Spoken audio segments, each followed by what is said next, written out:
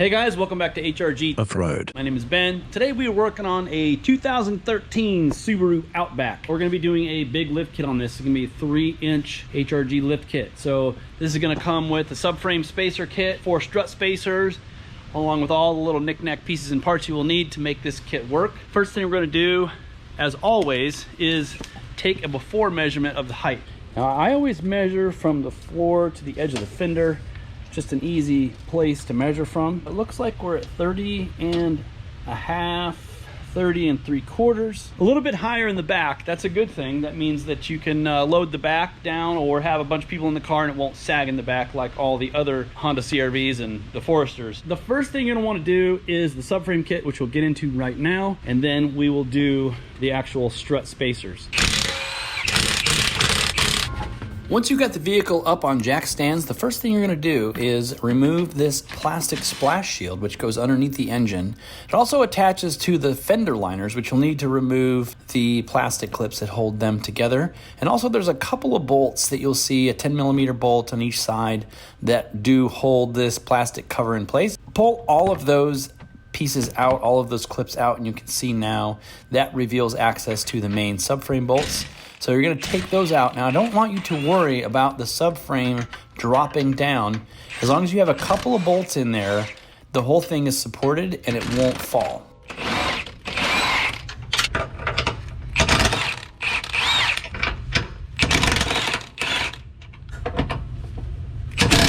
Before you remove all the bolts, put a floor jack underneath the front of the subframe to support the weight, and that'll allow you to control the drop when you go to lower it. As you can see here, we're just dropping it a little bit, and we've left a couple of bolts in to hold the weight so we can move it around and maneuver it in place. Now you don't want to drop it too far, but we do have to drop it down enough to gain access to these bolts in the back. Now these are basically a double-ended bolt. And you have to remove these with, well, what I use is a pipe wrench with enough leverage to get it loosened, and then you can just loosen it the rest of the way by hand. It is a little bit tricky to get the bolt out of its position, but what I did was pry on the subframe to push it down just enough. There, as you can see, the bolt just comes right out, not a big deal. And then you can use the floor jack to just lift it back up into place. Now again, I want to stress that you don't drop it too far, but just enough to get everything out. So now we can start putting the subframe spacers back in between the subframe and the body. As you can see, we're going to keep the stock steel spacer and then add our aluminum spacer on that one. The rest of them, we're just going to use the aluminum spacers that come with the kit. Some of them are M12, some of them are M14.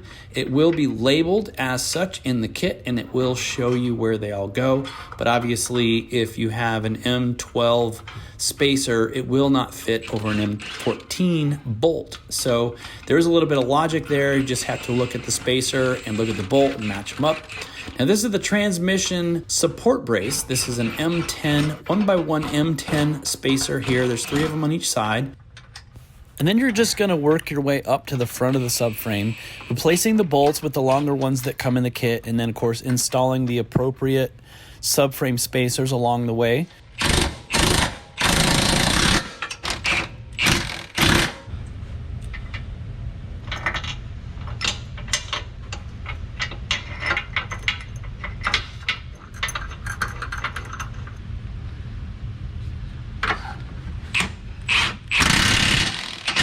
The next thing we have to look at is the steering column, and we don't want this to be in a bind, and we also don't want it to touch these heater hoses.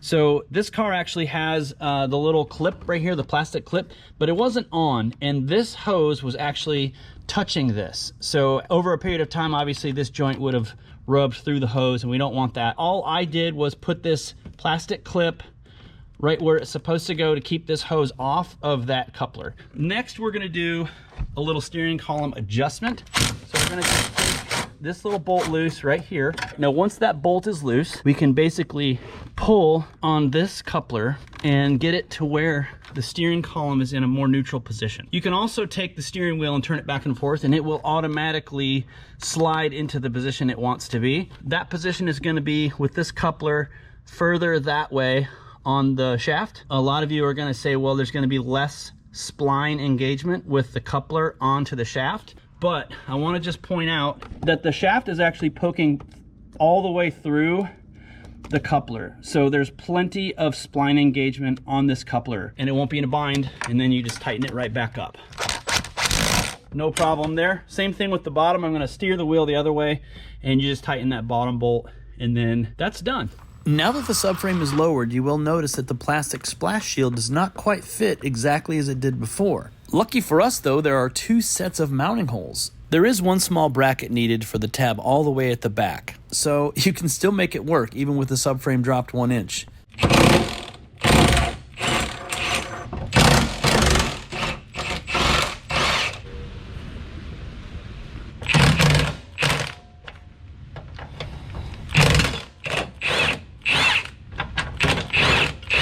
Now take care not to remove all 4 rear subframe bolts at once.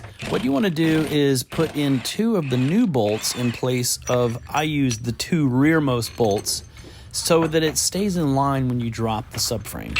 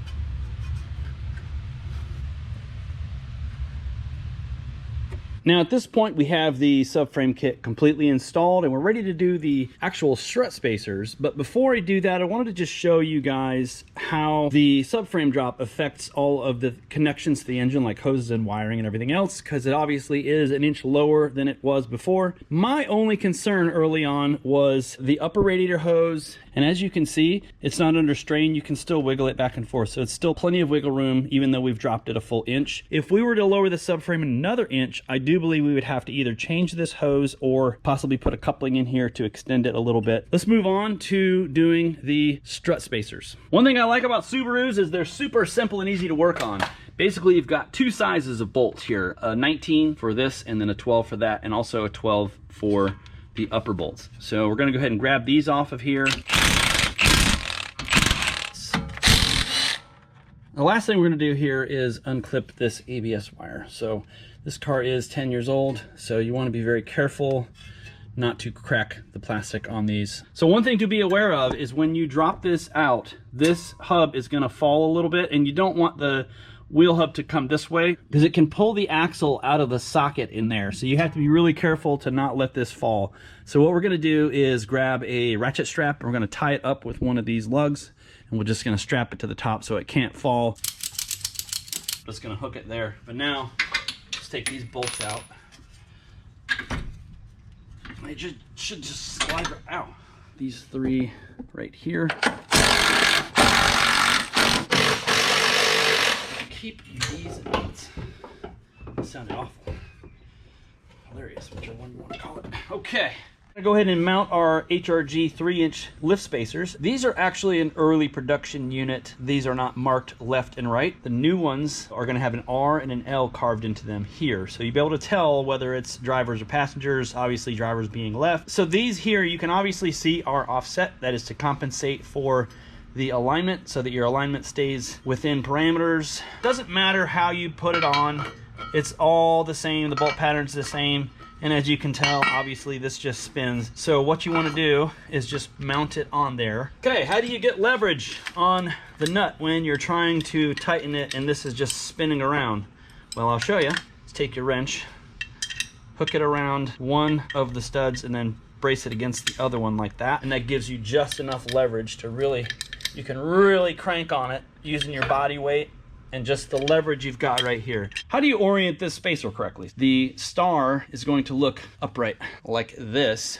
If you're standing at the bumper looking towards the windshield, the star is going to look like it's straight up and down. So this actually points to the back of the car. So this is how it's going to go in. And if you get it wrong, it'll be pretty obvious because the alignment's going to be way out of whack. We've made some improvements since these were made, and we're just using them up. So we're just going to dip it below the brake line there and then bring it up in.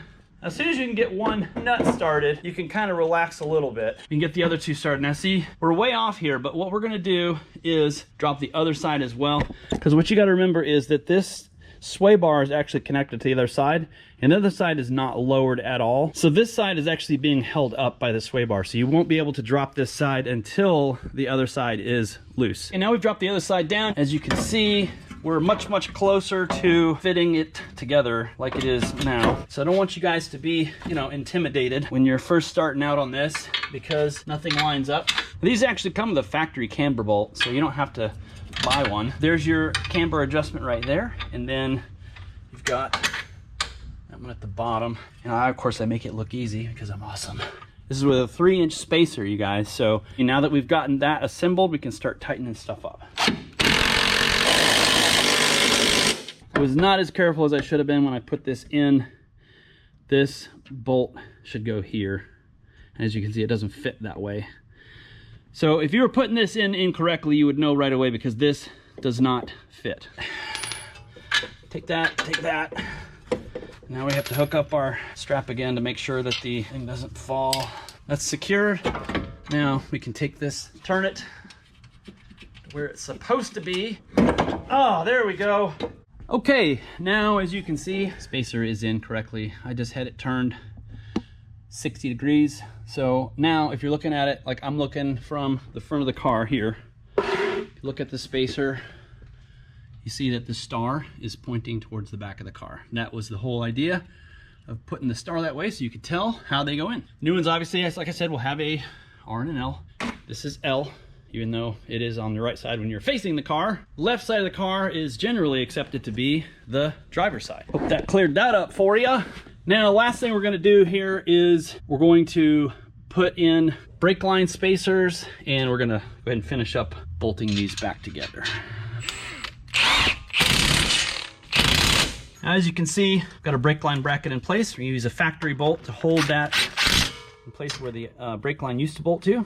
And then we're going to actually like that. We're gonna bolt it in just like that. And then brake line's gonna go right there. So it brings it up about 1.5 inches above where it was. There's your brake line in place. This one already has plenty of slack. We don't have to mess with that one. It looks like it's gonna clear. Nothing's gonna touch on the side of the strut. Once this is all on the ground, we'll check it one more time just to make sure everything looks good.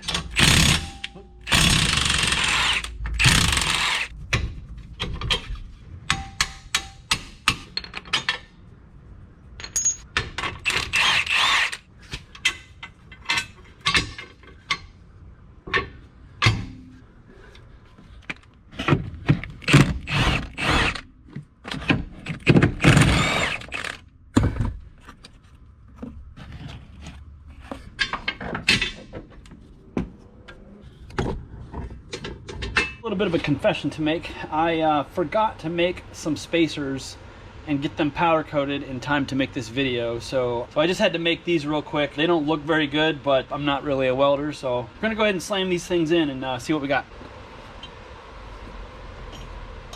I don't know if I'm gonna be able to do this without a helper, because honestly, you gotta hold it up. I think the only way I'm gonna be able to do that is to use a jack. You always gotta know how to improvise. When you're doing custom installations and stuff, there's always gonna be hurdles to overcome. Really, to be an effective installer, you have to be able to overcome obstacles and just solve problems. You know, this is not ideal, but I do believe we're gonna make it work. Okay, now get this in at the top. Now it's supported, and we should be able to just lift it up into place like that. And I think what we'll do is go from the inside and then just grab it and pull it up. and thread the bolts in. All I've got to do really is get the bolt started, and at that point I should be able to just tighten it up and go on about my day. Oop, this side I think will line up. The other one's like it's not wanting to cooperate. Ooh, look at this built-in lift kit installation tool. All I got to do is put that in there. Hey, look at that. Now I can position this side. There we go. Can't do it without this. We'll go ahead and tighten those up, and we'll move on to the bottom. We'll go ahead and pop this back in. I don't know what this is, if it's rice or it looks like, oh, you know what? This looks like pine needles or something. Put that back in place. This has been sitting kind of folded up for a couple of days, but it will go back, I'm sure, some year. What we got to do is start here. So we're going to drop this bolt through. Now you can see we've got a little ways to go here. I can push this down with my hand some, but we're going to have to compress this with the jack, and then we'll connect this last. All right, let's try that one. See if that's going to get us up where we need to be. All right, we're getting pretty close there. I'm going to try to get the rest of it by hand here. I'm going to just try to position this. Yeah, see, we're getting pretty close. Look at that. Now, all we got to do is drop the bolt through from this side. There we go. Oh, it's pretty close. A couple more tugs and I think we're in there. Just pulled on this a little bit and then I was able to get it to go through. Not a full-on pain in the ass, just a semi-pain in the ass. Now, as you can see, the sway bar link isn't even close because, again, the other side is not lifted yet and the sway bar connects both sides together. So the other side is still at stock height and the sway bar is pulling this side up. We're going to get the other side finished before we attach the sway bar on this side. So we're going to come back to this side. I think that bolt is supposed to be right there. What do you guys think? Well, that means I got to undo it and redo it. I'm not doing that on camera though. Another important step is putting in the brake line extension brackets. Basically, we're going to use the factory bolt to hold the bracket in place, and then we've got hardware that comes with the kit that will relocate it a little bit higher up so that we're not stressing out this brake line right here. So now we've got 2 more inches of height here. There you go. Solid. Now we're going to install the other side, come back to this side, and then we're going to tighten everything up. I'm going to admit the hardest part of this installation so far is getting this bolt in. Basically, to get it in on this side, I lifted this side until the entire weight of the vehicle was on the jack. As you can see, we're not on the jack stands anymore. The entire weight of the car lifted this up just enough where I could slide the bolt through fairly easily. So that is something to remember if you're getting stuck at that point. And now we can go ahead and put the rest of this thing back together. Man, this thing's gonna be tall. All right, last step, measurements. We got 33 3/4 thereabouts in the front and 33 7/8 in the back. So we've got about a perfect level.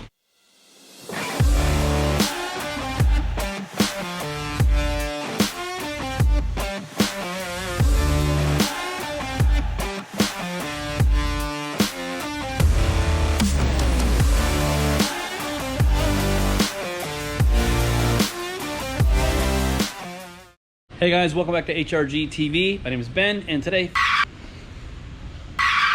that gives it a lot more of a smooth path. That's stupid, don't put that in there. All right guys, that's pretty much it. I appreciate you guys watching all the way to the end.